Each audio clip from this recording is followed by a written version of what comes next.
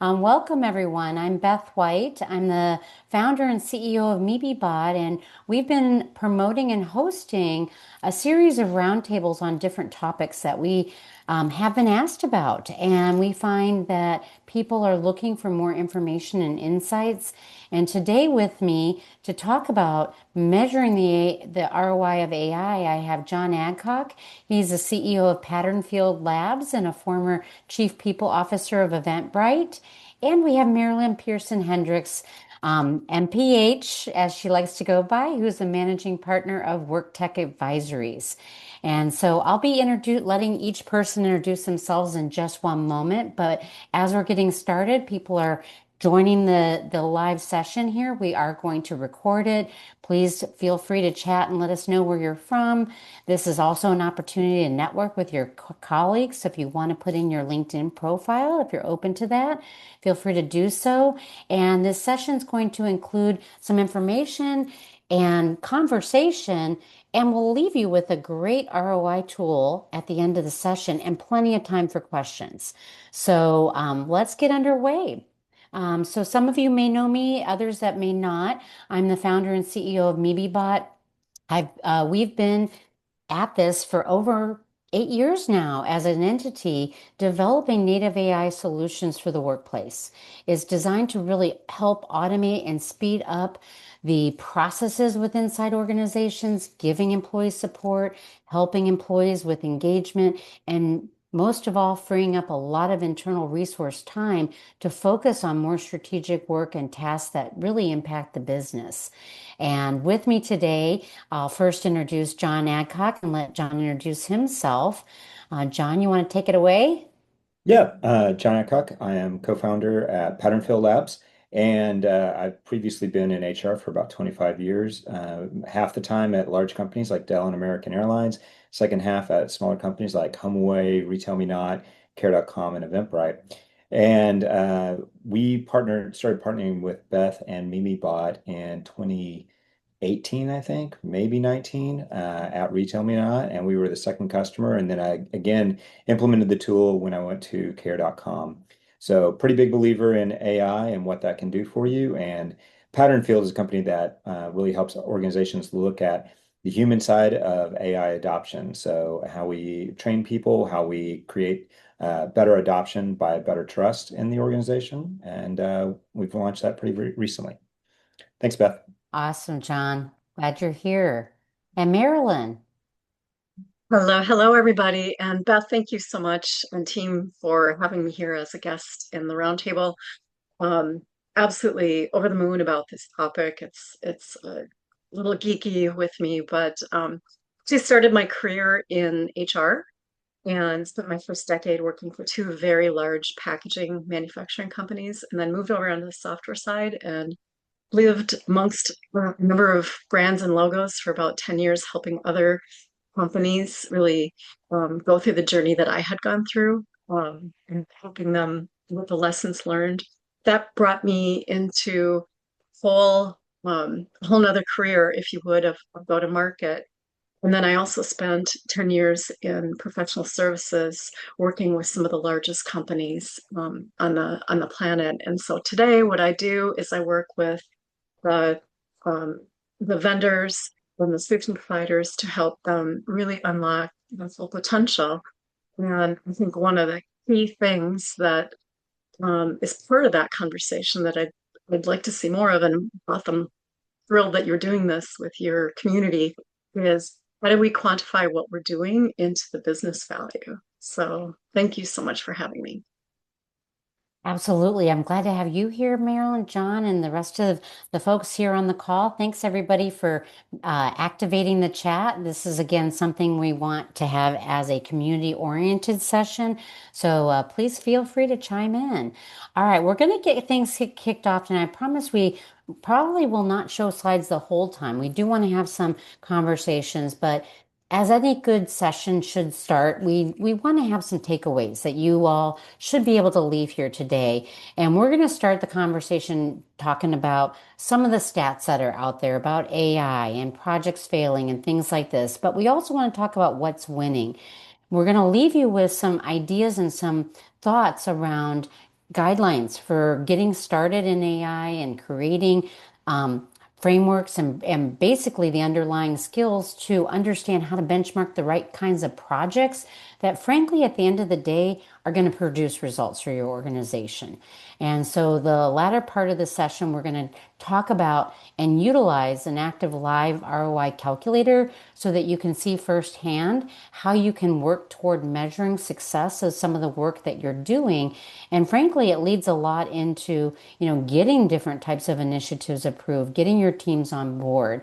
ROI is such an important part of every conversation out there in AI these days because if it doesn't drive results and help companies save time, money, and move the business forward, then what are we doing, right?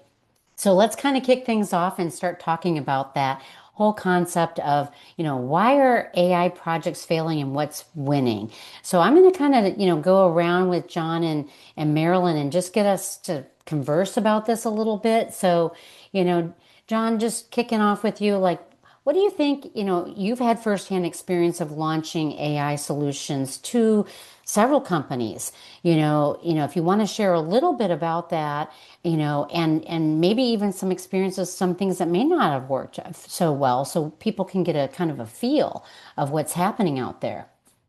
So I think when you look at AI, there's different kind of areas where it's working really well. I think one of the things why, for example, on MimiBot, what we liked about it is it was integrated where people were already doing work. So Slack was very big at both Care and at Retail Me Not, leveraging a tool that kind of meets people where they are and solves a problem for them. That is a very clear problem. And so having 24/7 access, having easy ways to connect to somebody, ask those questions you have. So that's one of those things. So make it natural and easy for people. Second, I think when you have companies coming in and saying, hey, we need to do AI, one, I think the first thing is, what is your strategy? Why are you integrating AI into your business strategy? Where do you think it can help? And then second, creating trust in the environment that people can go play, learn, and kind of develop their skills with the tools. And then lastly, like most problems, getting a bottoms-up approach has a lot more value. So engaging that L6 who sees the problems every day, give them the ability to go and prototype ideas and bring those up rather than a top-down mandate on these are the problems we want to solve.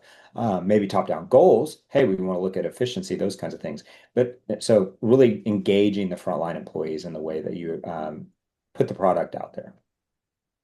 Yeah, that's awesome and really good specific examples. What do you think, Marilyn? What are you hearing, seeing in all the interactions that you have in the industry? Yeah, it's interesting, Beth, because given the amount of time that you've spent watching what has happened in the industry over the past, call it close to a decade, what we have seen in some of the community conversations over the last couple of years, going back to John's point on strategy, is organizations have been forming, call it governance committees to make buy decisions. And there's, I think, a little bit of paralysis as well that has happened with that. So in the past, I think some of the functional domains have had the ability to, and the wherewithal to put solutions in place that may involve and use AI. But I think one of the things I've seen is almost like a general slowdown and and trying to get sorted on the strategy and then how does the criteria for the strategy fit with all of the myriad of choices that are out there. So I think that's kind of one force that I've seen. And then another thing that we're seeing is some internal teams that are saying, hey, we probably need to upskill ourselves. And they're taking on some, call it some vendor ideas, and they're trying to do a DIY approach and maybe doing it poorly. And so, which may not lead to the best results in the end of the day. So I don't know. We're seeing a lot of basically mass experimentation going on. Um, Yeah, and I think that syncs up with a lot of the different articles, thought leaders in our space that are talking, of course, that report from MIT that I think JL has a link to and will drop into the report, kind of got things going at the end of last year where MIT had a very small sample size of people and they said, is AI moving the needle for your organization? Is it producing results? And many indicated not.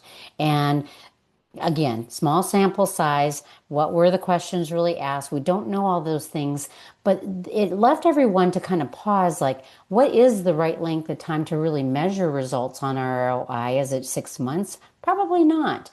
Is it doing a pilot project where you didn't have very specific parameters and it was a homegrown solution by a couple people on your team that are just learning AI along the way?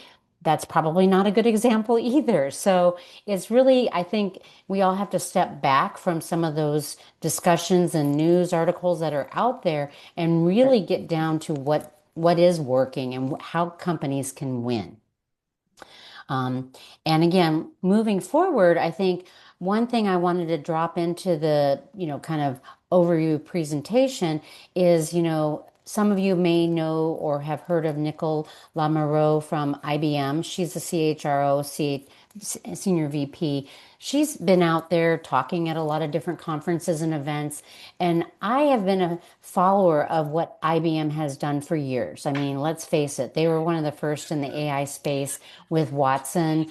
Watson won Jeopardy. We all know that. And they actually were really early into developing their own types of AI solutions for their own employee base first as experimentation before they did different projects with customers. So they've been at this for probably over 20 years. So if you think about that, and IBM has the learnings over all these years, for her to have this kind of quote out there saying, we've been a leader, what we've learned after, 20 plus years of working in AI, start small.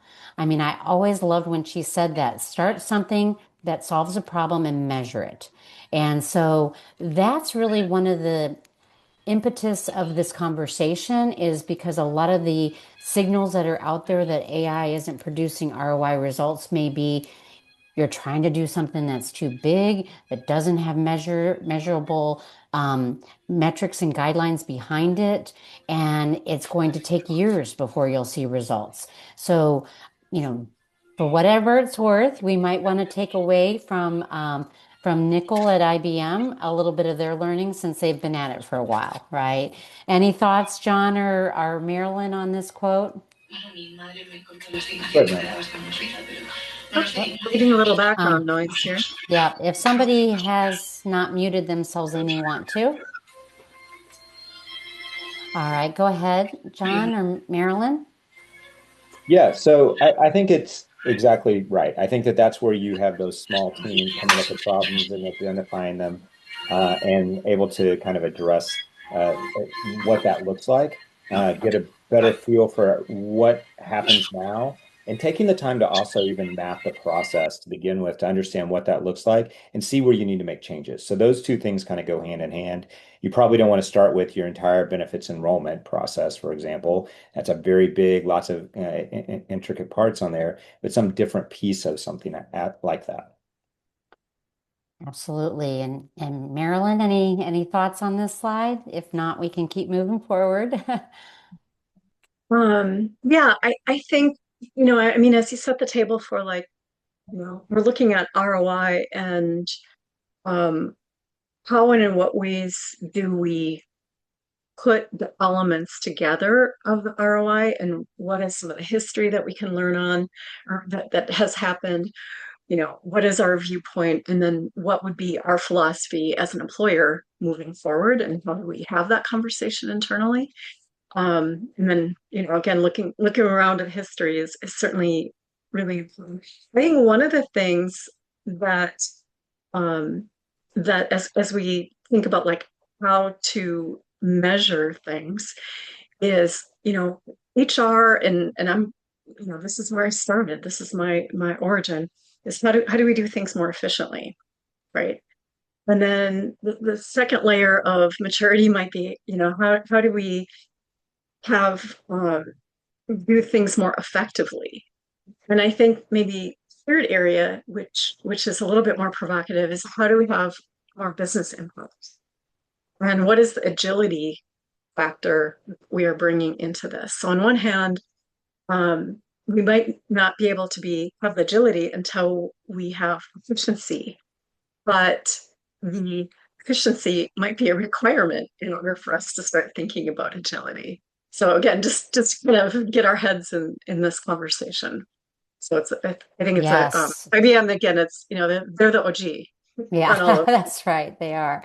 And I love one expert that I read recently was talking about the fact of the concept of learning, but you also have to unlearn in the whole yeah process of adopting and you thinking about AI in a way that's going to produce results may mean unlearning behaviors, ways of doing things, operational flows, etc. So all interesting. All right, let's move on forward. And if you do have a chance to catch Nicole, she's a really great presenter. So when we started to put together this session for today, we kind of brainstormed some ideas of how companies can start thinking or a takeaway that you guys can leave with, whoops, of how to get started thinking about the ROI of AI.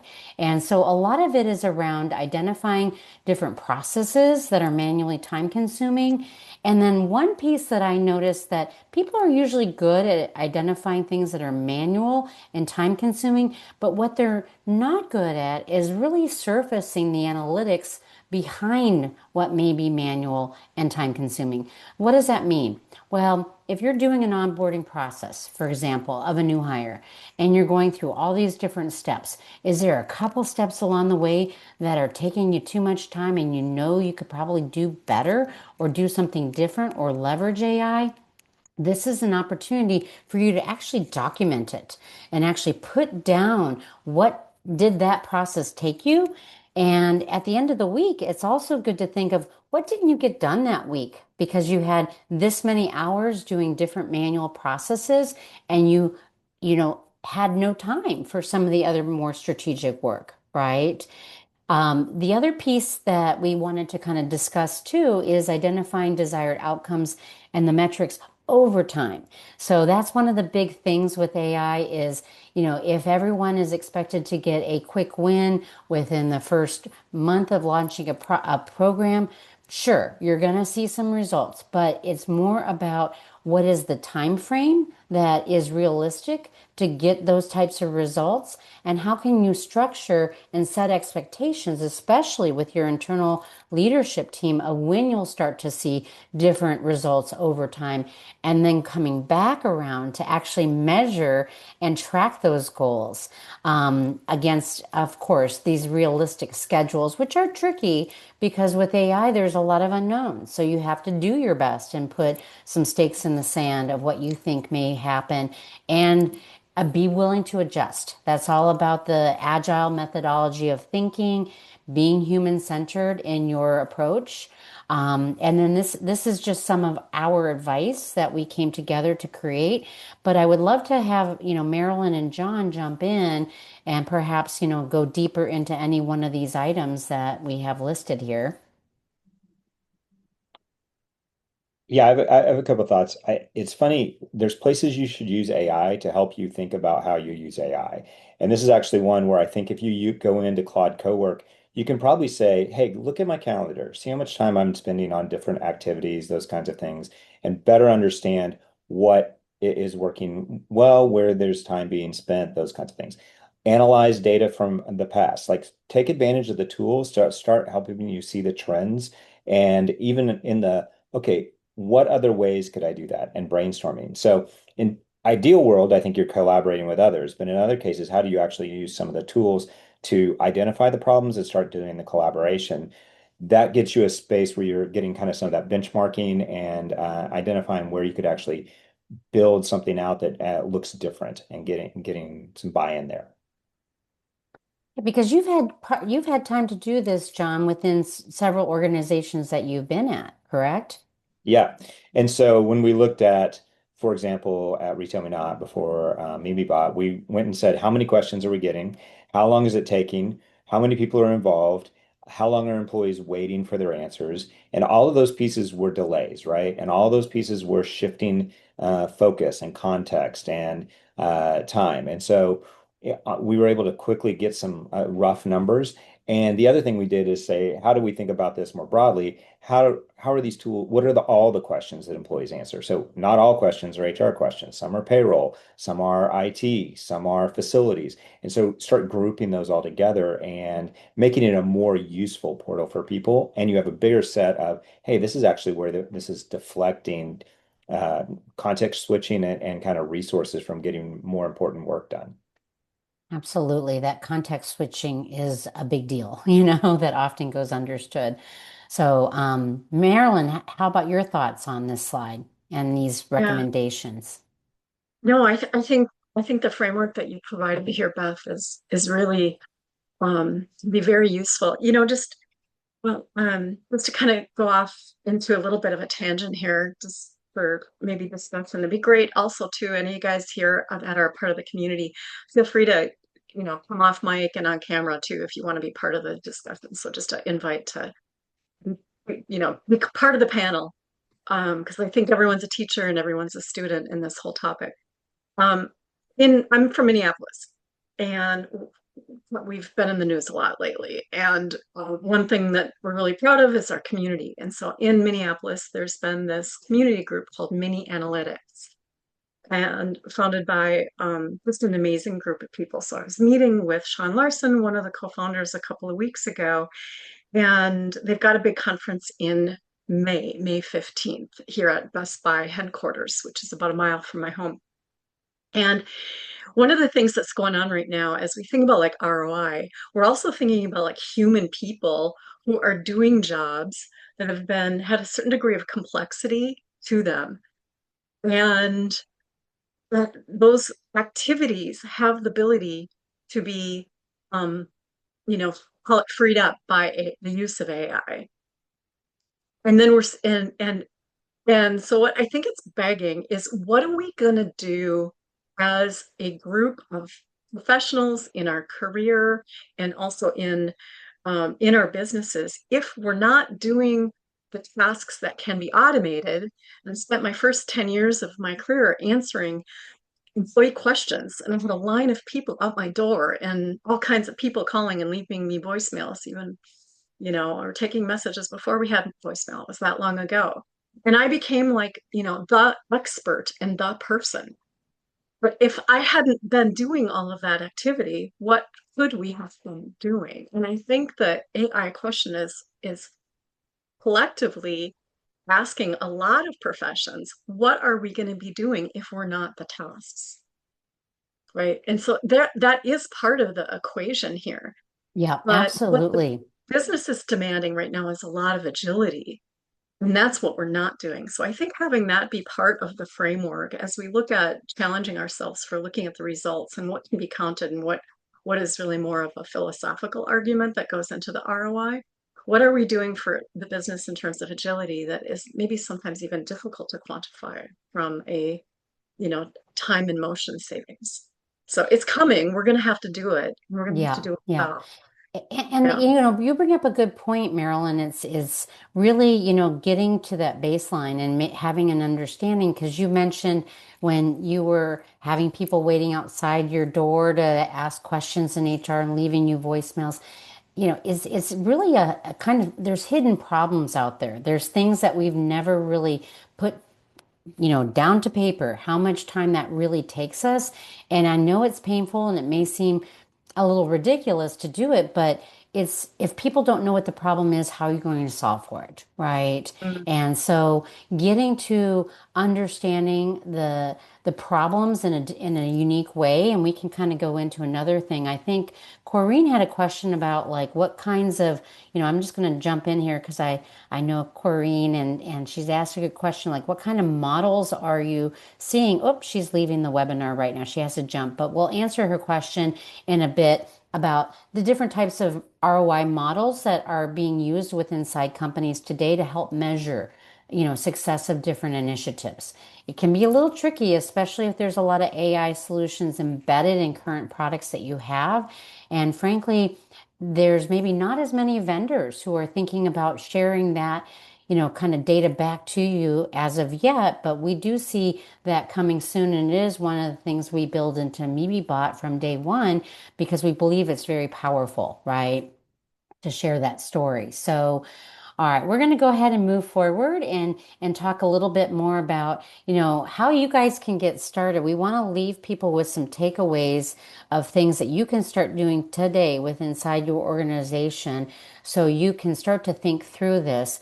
I know there's an article that I read recently by a investor slash analyst thought leader.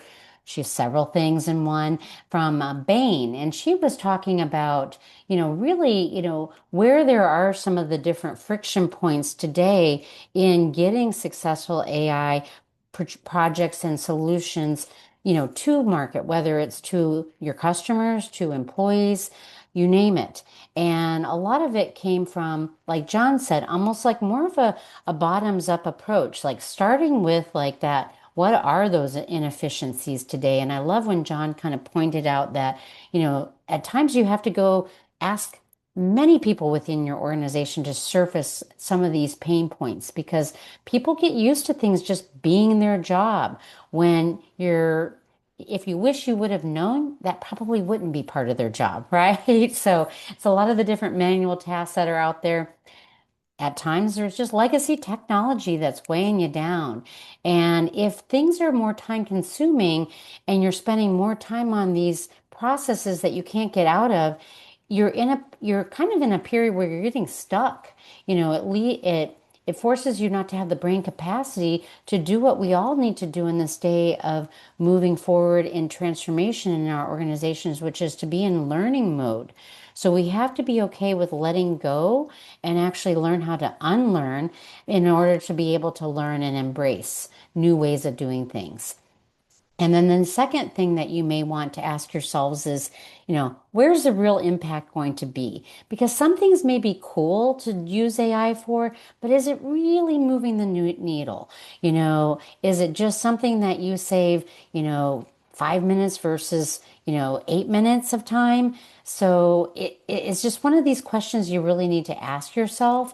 And then you really want to also think of what impact did it have on other things that just didn't get done, which is huge in a lot of organizations. And then our CEOs of every company today, I have a lot of pressure. They have pressure from the board and their investors to really make their company successful. And in the whole wave of AI occurring, AI has had a reputation now that it's going to cut costs, save money, improve efficiencies. And so your leadership is looking for people within inside the organization to actually surface things that are costly to the overall organization and help make changes to it. So this is just kind of a little way to start to evaluate what you call your current state. Are there any other, thoughts, John or Marilyn, you'd like to add to this? I think how much are people actually using the tools? So I know a CEO here locally in Austin who started spending $20 every time anybody would share in a Slack channel how they used AI, what they did, whether it worked or didn't. And I won't say who because he told me he would have paid $100 a pop if he'd been pressed to because he believes that people playing with the tools, learning and trying them out was going to have a huge impact overall. To your point, some of those projects were very much like, hey, it saved me 5 minutes in my day. And I think there's a reality that when we start playing with the tools, you're probably going to see more individual efficiencies gained until you start thinking at the organizational level, till you have the opportunity to work with others, and you feel like you have the voice to say, hey, here's where some real problems are. And so how do you try that out? How do you get to test that? And how do you think about those things differently?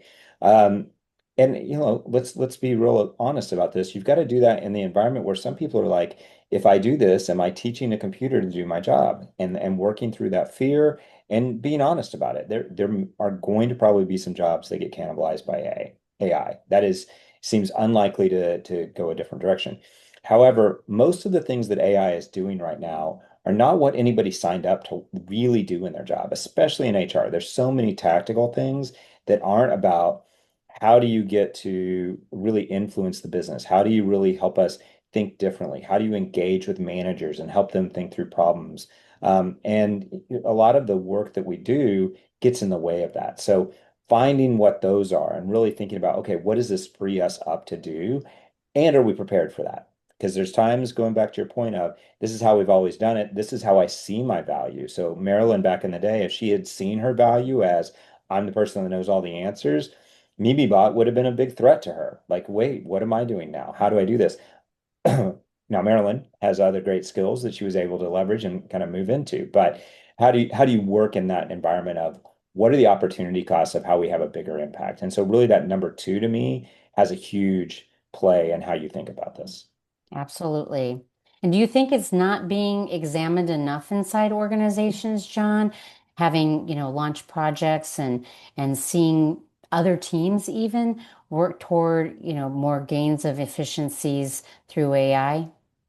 I think it's inconsistent. Mm-hmm. And I think it goes back to what is your strategy? In some cases, people are like, okay, well, I've heard I can take out headcount if I do this, right? And so they're just driving towards that and not thinking about how can I leverage that headcount in a different way? How do I and make certain that I'm keeping that institutional knowledge because there's going to be value in there. And so I think there's times like that. Um, and it really depends, is what I go back to. Having that strategy is kind of critical and understanding where you want to be and how you want to leverage the skills and capabilities of the humans and the skills and capabilities of the AI as you go forward. Yeah, absolutely. Marilyn, do you have things to add to this? Right. I well said. Nothing else to add on this All front. right. I know we've got a couple other things we want to chat about as well. So, and again, folks, whoops. This slide is not showing up. Oh, here we go. It's got a little bit of motion in it. So, John, this is where I was going to turn it over to you. This is actually a slide that if you remember, when we were working together, when you were at a certain company, they had some challenges, in deciding how that they surfaced a problem that frankly MeatyBot could help them with. And would you want to go ahead and share a little bit about this particular case study and the situation that was going on within that organization? Yeah. So within that organization, there had been a few things that happened. A month before the pandemic hit, a company had bought the company, had taken them private. They'd been a publicly traded company. Then the pandemic hit. Everybody got sent home. They had operations in the US, they had operations outside the US, in Germany, and they had smaller operations in a couple other countries. They additionally bought another company 6 months down the road that they needed to start doing integration on and leveraging what the new rules and what everything was, what that would look like. They now had facilities all over the world, half of which were empty, half of which couldn't be used because of local Mm. rules. All those looked differently. And they're talking to new people that don't have knowledge, trust, or understanding of the organization. So what we looked for is something that would help the HR team, the IT team, and the facilities team have a centralized way to really communicate to people because there's also the outbounding that you can do, but also create a space where everybody felt 24/7 they could get their answers to their questions. Um, when we were able to like pull together kind of where people were spending time, which was not the strategic work. So I think both HR and IT were really feeling a lot of pain. They were trying to integrate too many things at one time and answering these questions, which were important questions. And I don't want to diminish that just because employees are having these questions. I think there's times where they seem frustrating, but they're very important to them at the time. Like, I need proof that I have a job because, we just became remote and I'm going to move to another state. I need to be able to buy a house. How do I do these things? So finding ways to integrate that, make it easy for people across the globe and across all these new people coming together in a way that still felt personal, and still felt like there was that person in the corner they could go ask these questions to. So that's where we ended up going down the path of using MemeBot and integrating it. and making it a resource tool across the organization. And we saw significant uplift in the first few months, and we continue to see sustained usage of that over time. Yeah, and this is actually a slide that talks about your initial learnings just really at a 30-day point. So when we talk about measuring ROI, you can measure it at a launch of a solution, just seeing how it's moving the needle. You can measure it 30, 60, 90, and then you definitely want to keep up on measuring it every 90 days, if not more frequently, because there's a lot of micro adjustments you can make along the way to what you're doing to support people. And there was a question in the chat that was asking about, how do you get employees to adopt these type of tools? And John, you mentioned at the beginning that you believe that solutions that are in the flow of work, meaning, MebeBot was an app in Slack, you get over a little bit of the hump of how employees are going to access a new solution. Where they live all day long, right? And so that's one way to drive adoption is think about that human behavior. How do you give somebody something that's natural for them? And then adoption is a lot of reinforcements. It wasn't easy right out of the gate. There was good results, but you knew you had stronger results that you wanted over time.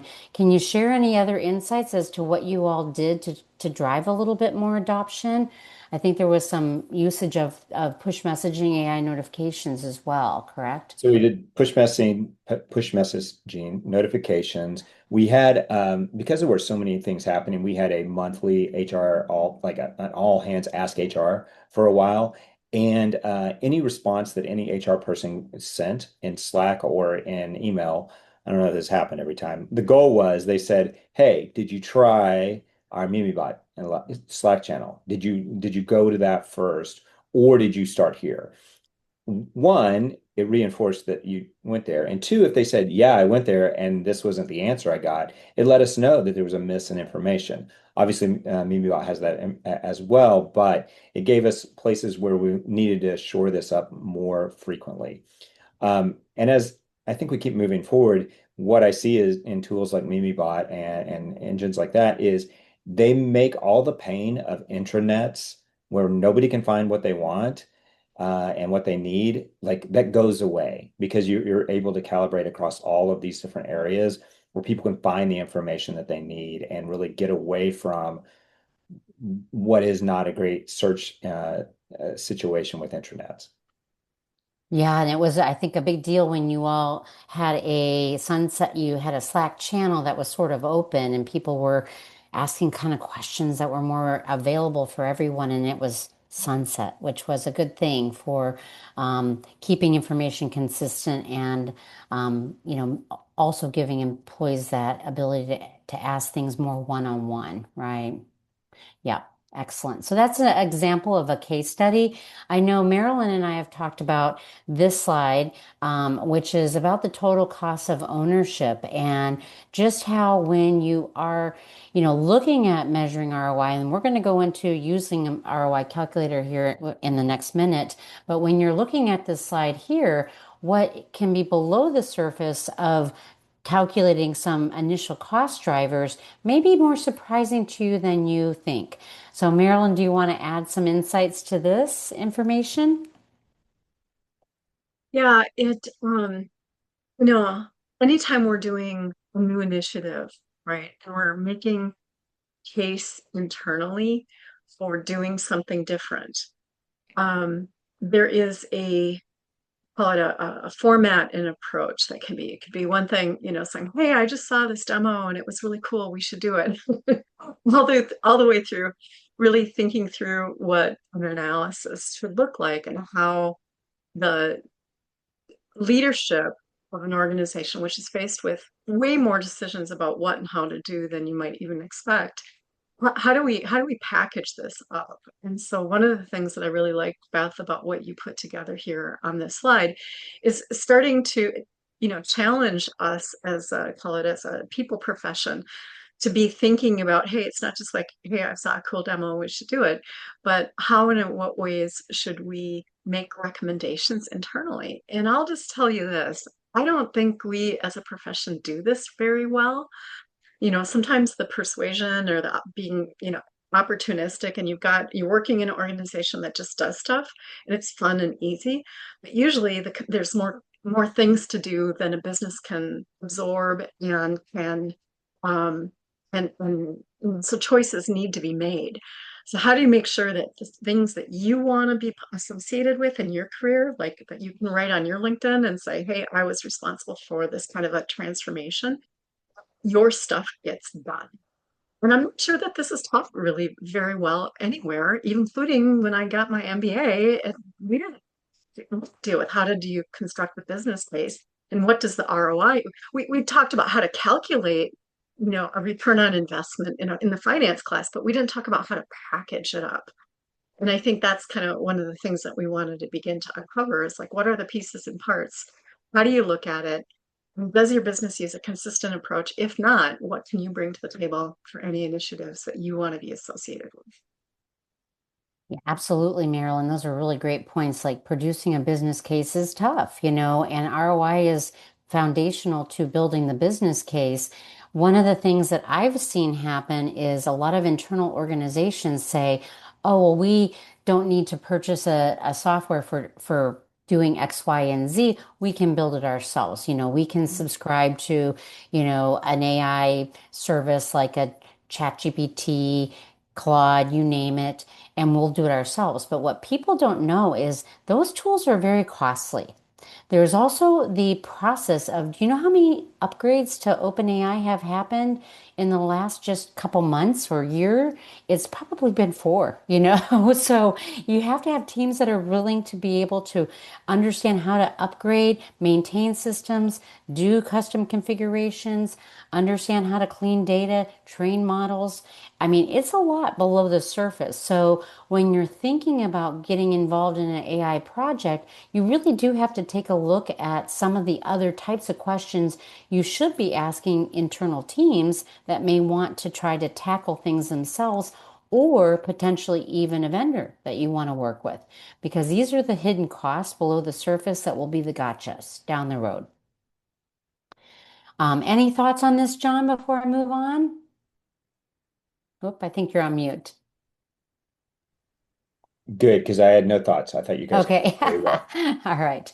Okay. So, Marilyn, and we're going to get to this ROI calculator now, but I think John was hitting on the big, opportunity costs. So is Marilyn. There's things that you're leaving behind if you are spending time doing manual processes, having operational efficiencies where AI can help you gain more time to do these types of things. We very rarely have time to drive the change management behaviors we want or really measure the results and project outcomes. So think about these things as becoming part of your new role. And that's where the human element is going to be absolutely necessary within organizations. So as we get into the next section, and then we're going to have a good time for questions and answers. I have put a link in here, and I think JL is going to drop it into the chat as well. We have a in-depth ROI calculator that we want to, leave you all with. She'll put in a chat link to it, and we're going to go through first a simple calculation just to kind of get everything warmed up. Then we're going to use something that I've been told is a little more complex, but I think you all can handle it, and show you how you can use different types of spreadsheet methodologies to do calculations on ROI. All right, so first of all, let's just take an example that we often show at MeatyBot, uh, customers, prospects within the mode of like, what is MeatyBot going to do for our organization? So a lot of the ways that we think about how our solutions returning investment, providing a return on investment and a time to value, which is a different metric. How quickly can you get a solution up and running? Is by looking at these type of metrics. First, we'll ask a company, how many people do you have? Because for every number of individual employees, you have HR people, IT people, payroll, etc., internal support people that are aligned to support your organization as you grow. When you look at the cost of each person, this $30 an hour may seem low, may seem high, depending on your organization. Are you working with people that are abroad?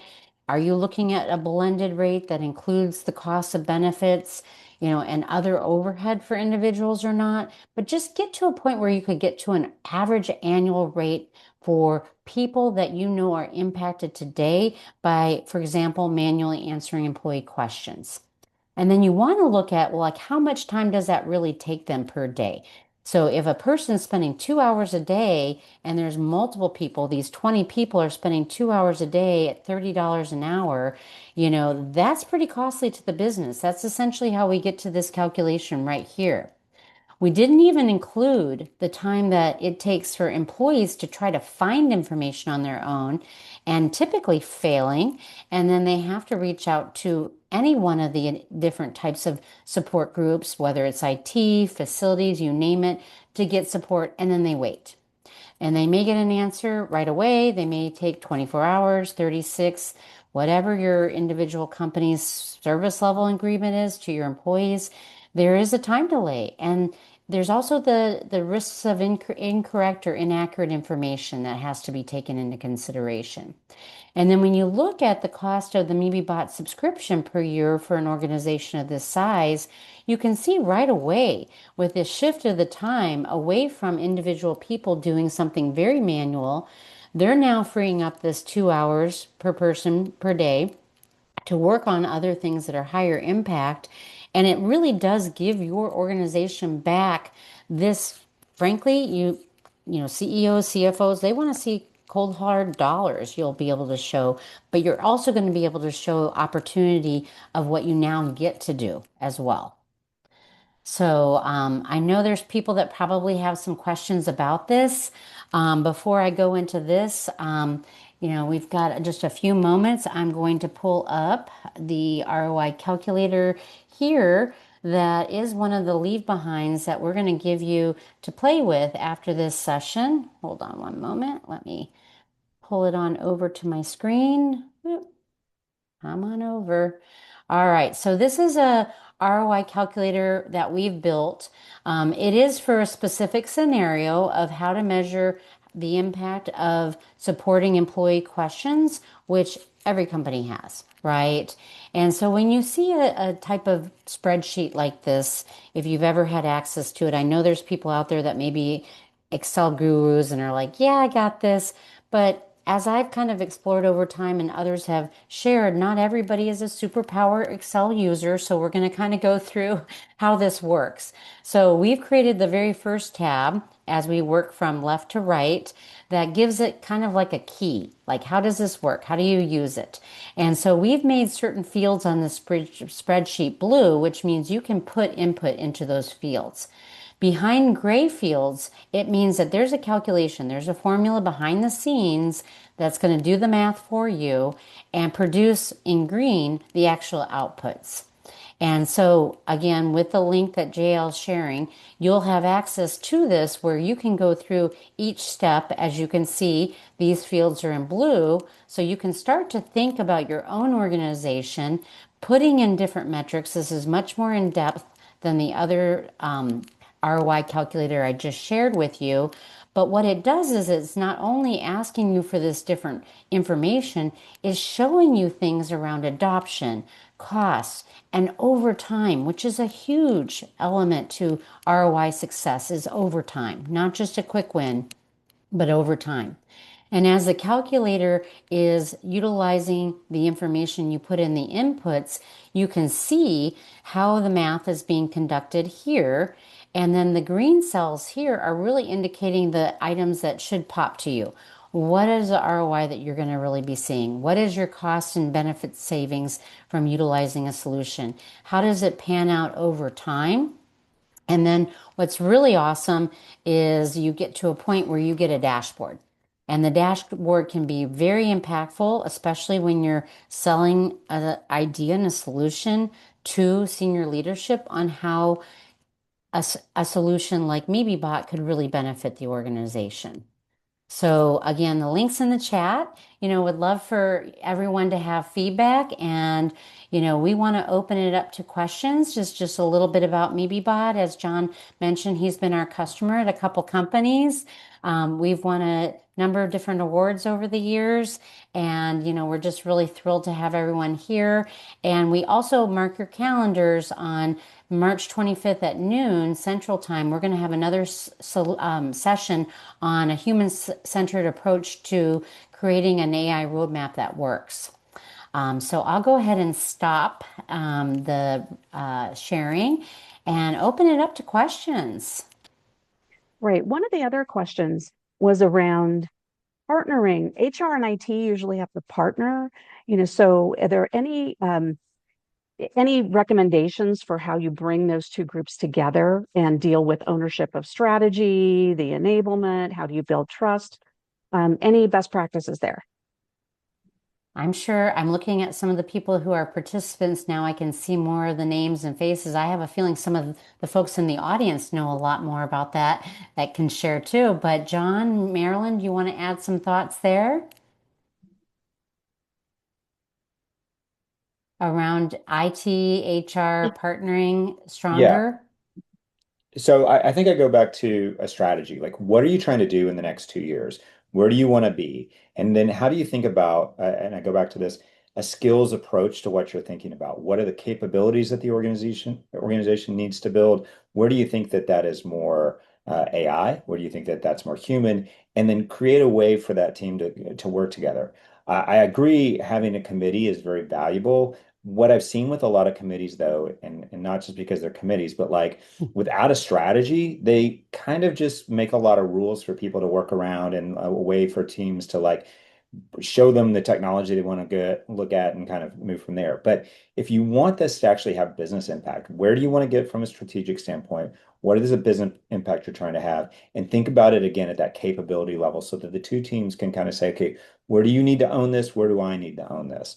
I also wasn't quite sure if the question was a little bit about what HR tech should be there versus is it HR's decision or IT's decision? That's a thing that's only been around forever. But I think having that conversation of where are we trying to get to and what capabilities do we need are again the ones that are going to help get past that loggerhead a little bit and finding ways to take advantage of both parts of the organization's expertise. Absolutely. I know you've seen it firsthand. And Marilyn, what about yourself? Well, and let's put another layer on that. If you're thinking about like how can AI help us even in our day-to-day world from a um, uh, efficiency and effectiveness perspective, and then what are the skills that I want to really work on for me or my team? Um, constructing ROIs and business cases are is a great thing to aspire into. But what about including in that conversation, support, and partnership with your CFO team and say, hey, we're looking at initiatives on how we can do, more, how we can do things better in support of our strategy, right? Assuming that that exists, and or it could be evolving. You want to contribute to that in a positive way, and then how can you leverage tools, Beth, like what you've developed for a very specific use case, but also more broadly? These are things that we as buyers of products and software, we should be demanding this from our vendor community. And usually it's, Absolutely. they're looking at the next thing on the roadmap and the next feature instead of how do we really help to articulate the business value, not just the new thing that is capable out there that can do whatever. How do we talk about these things? And this is the skill set one of the things I love about your community and about this forum is that we're having this conversation. Yeah. Yeah. And that you, Beth, from a MeatyBot perspective, is providing something like this as a starting point for certainly, obviously, a very specific use case, but also in general, how do we do more of this? I just see that we have more that we need to do on this Yeah. front. Absolutely. Anna, I see you have your hand raised. Would love to hear from you. Thank you so much, Beth. Just in terms of adding a little bit about how to collaborate with IT. And so I'm very familiar with MeatyBot. We had it at the company that I used to be a part of. And one of the things that worked for me, well, several things. Number one, AI is the time when sensing outside of your own department is really important. So if you never really thought about making friends with anybody other than the people you work with inside of HR, that needs to change. So get to know the IT humans as humans. And because when then you have to engage with them in conversations about MeatyBot or any other tools, then they're more open to that. Sit in their review boards. As a member of the HR community, I sat on a software application review board that was, led by IT, and they were really appreciative of my coming in and giving my thoughts, and that strengthened the integration, the interaction, and then also be open to test things that they want to implement so that when you have your own tools that you want to introduce to the organization, they're also willing to open up and look at what you have to show. So those are just a few things that work for me. Thank you. Great advice, and you all did a wonderful job doing that at IGT. So thanks for sharing. And I know Stacy's here also from Everbank, and she asked a question which was around, and I'm not putting you on the spot to share to join. If you want to, you can. But I think you had a really good question, Stacy. Do you want to reiterate that question? Sure. Sometimes we look at the processes that we feel are broken or aren't very standardized. And that's a tough place to come because you don't have a baseline. And we also don't know why they're broken. There's many reasons. But sometimes when you can show success, you take something that works and you can actually make it better. You could also reevaluate it. But there's more confidence with that because you know how it should behave. So you could take out some of the lack of clarity of what it should be doing. You have a very clear path. And then you can mark those each time it does that, what your sentiment curve is. It's better or worse? Is it better or worse? And keep moving along that. But just, I think that higher level of confidence in that process will give you, a place to kind of, a little bit more PR value because people are also familiar with success. That's what I was. That's great. And you all have done a great job of doing that at Yes. Everbank and setting expectations and iterating and improving upon things in a very measured way so that you can continuously show improvement. Which, leads us to, AI is not a one and done. It is a constant, ongoing, moving, living in a way, it's not living, but it's a iterative thing that needs to kind of have the human oversight and energy. But it does pay off. I mean, I think if anyone has one key takeaway is there are some strong ROI stories out there. Just pick those stories carefully. Make sure you have metrics, you have a good team, you've got involvement from various stakeholders if possible. But thank you all. We're at time right now.